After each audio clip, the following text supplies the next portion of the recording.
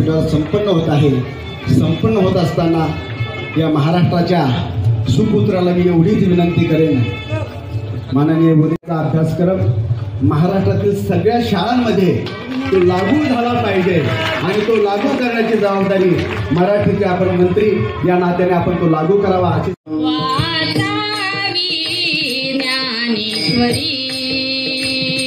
डोळा पाहावी पंढरी, डोळा पाहावी पंढरी, वाचावी ज्ञानेश्वरी, वाचावी ज्ञानेश्वरी, आळंदी नगरीचे सीएम ज्ञानेश्वरी।